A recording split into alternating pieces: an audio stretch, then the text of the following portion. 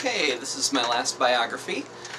I left off, I was about to move back to the Bay Area. A friend of mine found an apartment for me that I moved into when I got here from Arizona without having seen it first, but it seemed great. I was really excited because it had a very big, spacious living room, high ceiling, great view of San Pablo Bay, just really felt good, and the weather was nice, and felt like a big rebirth. I had a lot of sleep deprivation coming up here, and didn't sleep the night before, didn't sleep the night after I got here hardly, so I was really in an altered state, but feeling good and feeling really relieved that I was back in the Bay Area.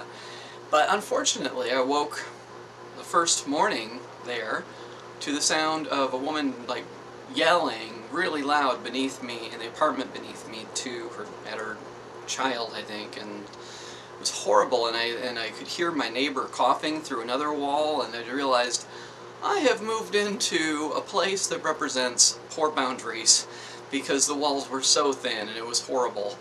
And shortly thereafter I started having a lot of problems with finances and was selling all my music CDs and books and just any kind of electronics thing, anything that I could do without. I was selling it all on eBay and stuff to just try to get by. Didn't have anyone I could borrow from and was having a rough time. I went back to, by this point I was doing online marketing through the sites I list on this link, on the description here, and I had to go back to doing some tarot reading for a while through Keen, which I didn't really enjoy that much, but it kind of helped motivate me to get back on track.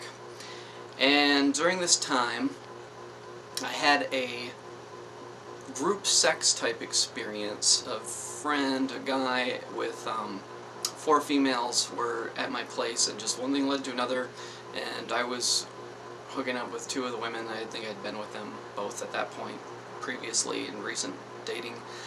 But it was kind of weird. I found during that experience that I just wasn't into that public thing. I was a more private person is what I found, and I also felt like people weren't processing emotions very much, and just that kind of thing. And so it turned out that it was interesting and fun in some ways, but it made for good stories at the time to friends back, "Ooh, look at me in my California ways."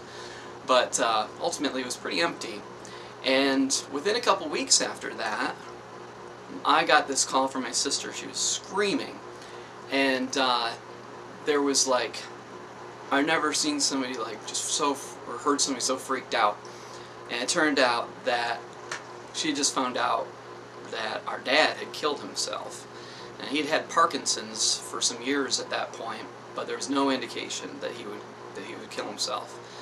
And so he hooked up his car out in a open space near the cabin where he deer hunted, and where I deer hunted as a child, and he put the carbon monoxide through piping into the window of the car, and he was an engineer, and so he made a very effective suicide machine. There was an empty brandy bottle in there, and no notes, just that was it. He was done. Didn't tell anyone. And I tried to go into a real spiritual perspective with my sister about his soul and everything being okay, because I was trying to calm her down. But then, the grief hit. But that very night when it happened, I was on the phone with a friend of mine talking about it, and I felt an energy enter into my 3rd chakra, which is the will.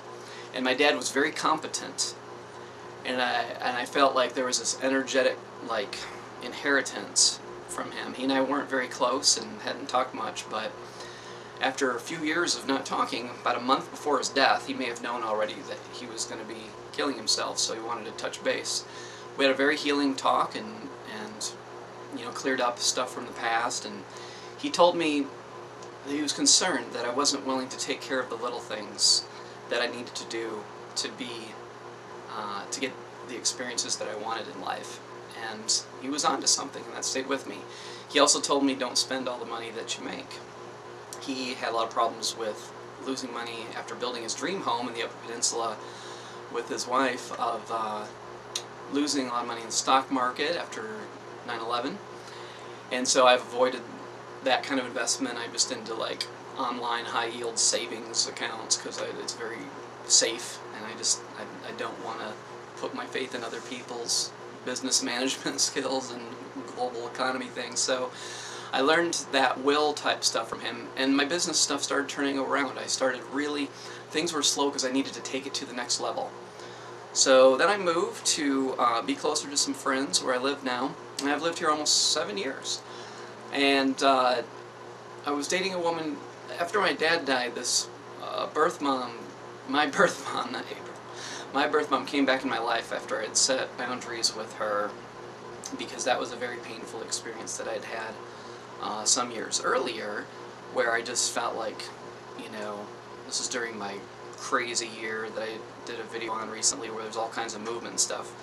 She was really push-pull, and I was seeing a woman on and off who was also push-pull during this time, and I finally was like sick of it and sick of a lot of my relationships, friendships and stuff in my life, and I said to the universe, I would rather be alone than to compromise myself and being myself. And I was willing to surrender that. I put a strong statement out to God, the universe, and that.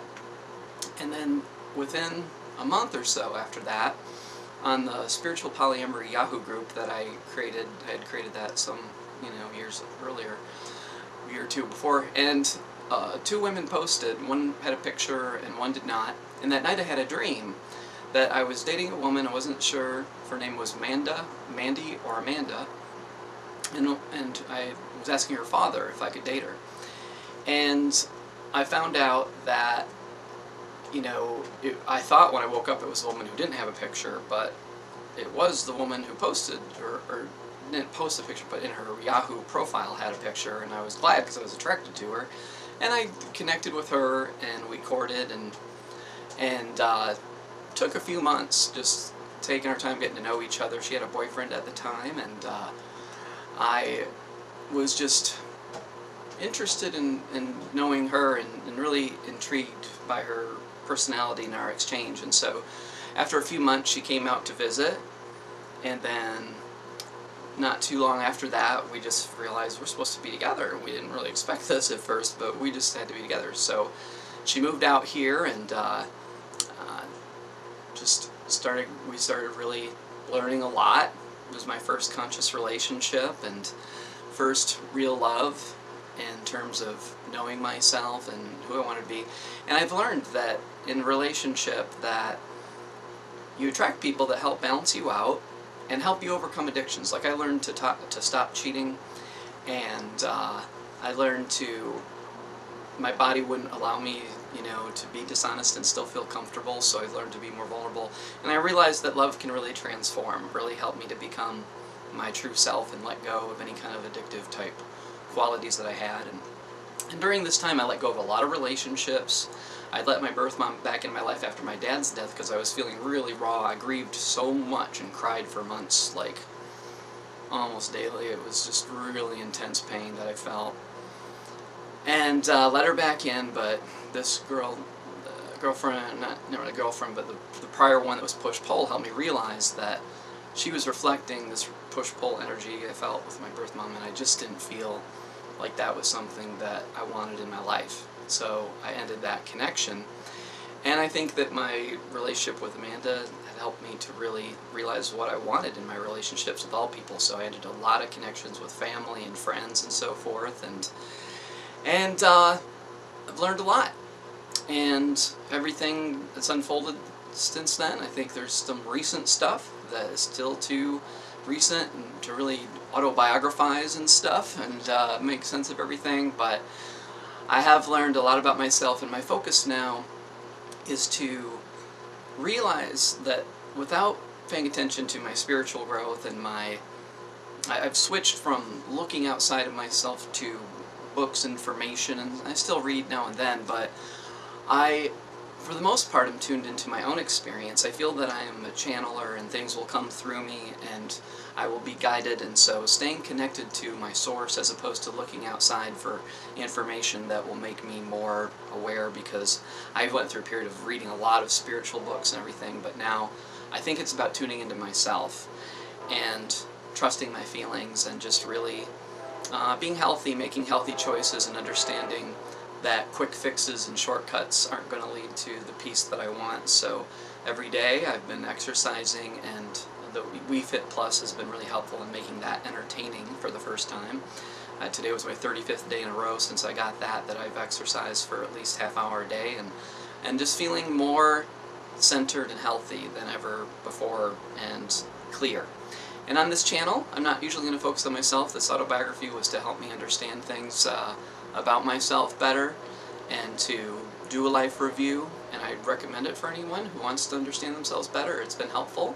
For the most part, my plan is, and I don't know on a day-to-day basis, but I'm going to share things that inspire me, and I think that might help others, insights and thoughts that might help people in their process of being authentic.